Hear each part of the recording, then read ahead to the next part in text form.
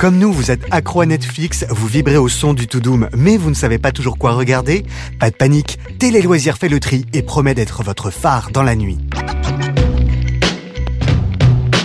Bonjour à tous et merci d'écouter To Doom, le podcast de la rédaction de Télé Loisirs consacré à Netflix. Je suis Laurence Gallois et pour ce nouvel épisode, on a décidé de se pencher sur la nouveauté de la semaine, la série Jupiter's Legacy, qui sort le 7 mai sur Netflix. Une série qui fait la part belle aux super-héros, un genre qu'apprécie particulièrement mon invité, Roxane Mansano. Salut Roxane. Coucou Laurence. En fin d'émission, l'acteur Guillaume Labbé, à l'affiche de la série de France 2 L'école de la vie, vous dévoilera son coup de cœur sur Netflix.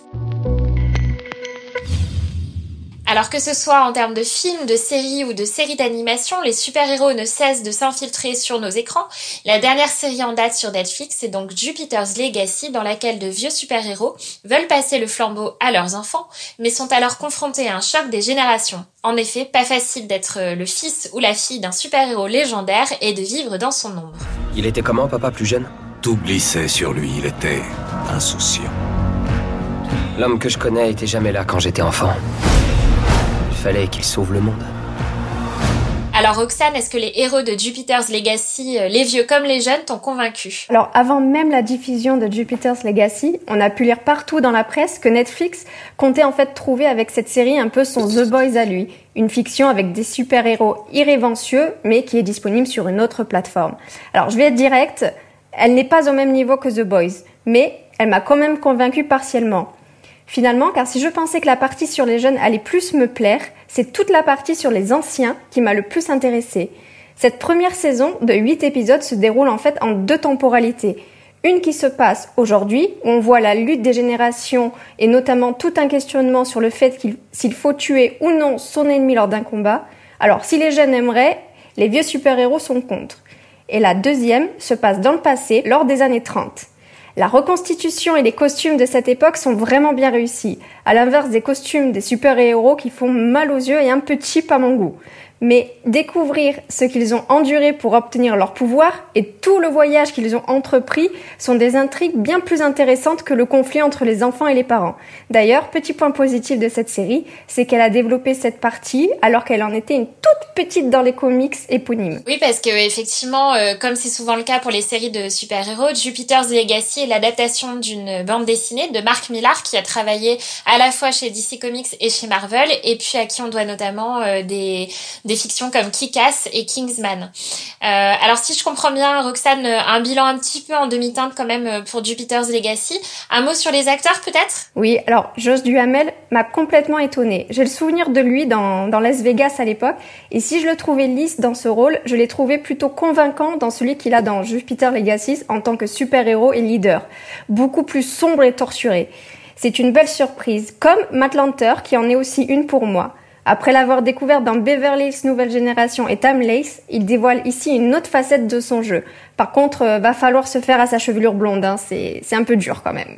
Alors comme on le disait, les fictions sur des super-héros sont très nombreuses aujourd'hui, à tel point qu'il est parfois même difficile de faire le tri. C'est pourquoi Roxane l'a fait pour vous. Roxane, tu nous as préparé une sélection de 3 autres séries à regarder après Jupiter's Legacy. Alors par quoi on commence? Je dirais Ragnarok. Ragnarok, qui s'inspire de la mythologie norvégienne et notamment la légende scandinave de la fin du monde. Elle met en scène un village en Norvège où un adolescent se découvre des pouvoirs qui pourraient lui permettre d'éviter justement le jour du jugement dernier. C'est comme si tout avait changé depuis mon arrivée à Eda.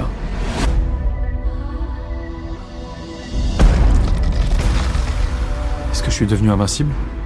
Alors, par contre, ne vous attendez pas à des super-héros ici ou à des effets spéciaux dignes des films Marvel. Ragnarok met en avant les dieux et vaut quand même le détour pour avoir pris le parti de mêler mythologie scandinave et problèmes sociétaux contemporains. Même si son intrigue reste assez simple, elle a tout de même beaucoup de potentiel et nous tient en haleine. Les paysages de la Norvège m'ont évidemment dépaysé, un décor que je n'ai pas l'habitude de voir avec ma forte consommation de séries américaines. C'est bien de changer un petit peu de décor, en effet. Ça fait du bien, c'est vrai, je t'ai pas contre. J'ai aussi trouvé les acteurs attachants et charismatiques qui ne sortent pas d'un catalogue de mannequins sur-bodybuildés pour la collection été 2020-2021, ce qui fait du bien. Et sinon, Petit bonus, c'est qu'on pourrait même retrouver le dieu de Loki dès la saison 2. Et ça, j'ai hâte. La série a été créée par Adam Price, qui a aussi écrit Borgen, qui pour le coup est une série politique, donc dans un genre totalement différent, mais qui est également disponible sur Netflix. Et ça vaut d'autant plus le coup de rattraper rapidement la saison 1 de Ragnarok, que la deuxième arrive en effet sur Netflix le 27 mai. Après la Norvège, où est-ce que tu as prévu de nous emmener ensuite, Roxane ? Alors, j'ai décidé de vous emmener rendre visite à Henry Cavill dans The Witcher. The Witcher, comme beaucoup, elle est adaptée d'une saga littéraire, mais elle est aussi très attendue parce que c'est un jeu vidéo très célèbre. Elle suit le parcours d'un sorcier, Gérald de Rive, dont le destin est lié à celui de la jeune princesse Ciri. Je vais chercher cet enfant.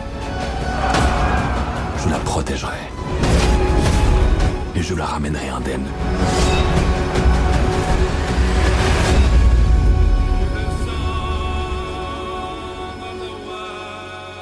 Apparemment, il ne vaut mieux pas avoir lu les livres pour apprécier cette série, une adaptation de la saga littéraire polonaise Le Sorceleur, dont la première saison se base sur The Last Wish et Sword of Destiny, une collection d'histoires courtes qui précède du coup la saga principale de Witcher. Comme je n'ai pas lu les livres, je ne peux pas comparer, mais en tout cas, j'ai vraiment apprécié cette fiction avec tout ce nouvel univers et ces créatures surnaturelles. Surtout au bout de quelques épisodes, quand j'ai enfin compris qu'il y avait plusieurs temporalités. C'est d'ailleurs un de mes regrets, ils auraient dû l'expliquer plus clairement et dès le début. Je me suis aussi passionnée pour les histoires des personnages féminins, finalement plus que celles qui concernaient Gérald, le héros de l'histoire. Néanmoins, Henry Cavill, qui joue le sorceleur, est bon dans son rôle d'homme froid où aucune émotion ne transparaît sur lui.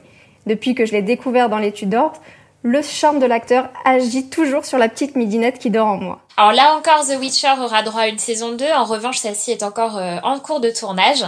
Après la fantasy, je crois qu'on revient dans un monde un tout petit peu plus normal pour ta dernière recommandation, Roxane. Oui, on va s'intéresser à comment élever un super-héros. Tout un programme. Alors cette fois, le héros de l'histoire est un adorable petit garçon dont la mère se retrouve seule face à ses pouvoirs aussi étonnants que déroutants. Et elle va devoir à la fois lutter contre une force maléfique et apprendre à son fils à vivre avec ses pouvoirs. Il se passe vraiment quelque chose de bizarre. On devrait chercher un moyen de les contrôler. Combien de temps tu penses pouvoir le cacher ici ? Alors avec le thème des super-héros, mais cette fois-ci à travers le personnage d'un enfant, comment élever un super-héros renouvelle le genre et apporte un côté rafraîchissant. L'innocence de Dion, le jeune héros au super-pouvoir, est un plaisir à voir. Les comédiens principaux nous rigolent tout autant et ne sont pas des inconnus par les sériphiles. Je sais que certains reconnaîtront parmi eux le talentueux Michael B. Jordan de Friday Night Lights ou le malchanceux Jason Ritter de The Event qui voit toujours ses séries annulées, et aussi la belle Alicia Wainwright de Shadowhunters. J'ai aussi un coup de cœur pour la jeune Esperanza, le meilleur personnage secondaire pour moi. Rien n'arrête cette petite fille en fauteuil roulant dont la franchise et la force sont un plus pour la série. Décidément, aujourd'hui, j'ai l'impression qu'on ne vous parle que de séries qui auront une saison 2 et c'est chouette, je trouve, de dire qu'on pourra retrouver tous ces personnages à l'écran. Le tournage des nouveaux épisodes de Comment élever un super-héros a en effet démarré au début d'année. Donc la série sera de retour, voilà, même s'il faut encore un petit peu patienter. Pour résumer, si vous êtes fan des super-héros, découvrez donc la toute nouvelle bande de Jupiter's Legacy, la dernière série de Netflix avec Josh Duhamel.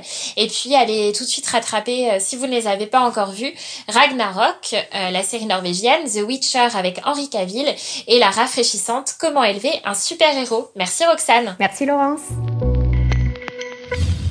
On donne maintenant la parole à notre invité. Cette semaine, c'est l'acteur Guillaume Labbé, actuellement à l'affiche de la série de France 2 L'école de la vie, qui vous dévoile son coup de cœur sur Netflix. Ozark, j'ai été tellement pris par le jeu de Jason Bateman.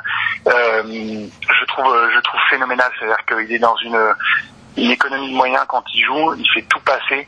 Alors, il est vraiment bien filmé, bien éclairé, mais il fait passer tellement d'émotions. Sans presque bouger, il fait tellement confiance aux situations, au texte enfin voilà, je trouve qu'il laisse le spectateur libre et je le trouve extraordinaire. Et la série, je la trouve très bien. Je trouve qu'elle est bien faite, elle rebondit bien.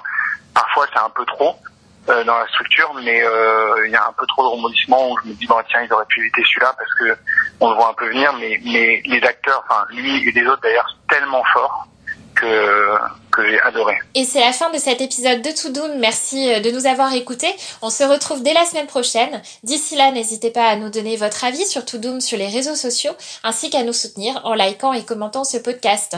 Et si vous n'avez jamais assez de podcasts, Previously par Alain Carazé promet de vous révéler tous les secrets des grandes séries cultes. Vous pouvez retrouver ce podcast sur Deezer, Spotify, Apple Podcasts et toutes les plateformes de podcasts.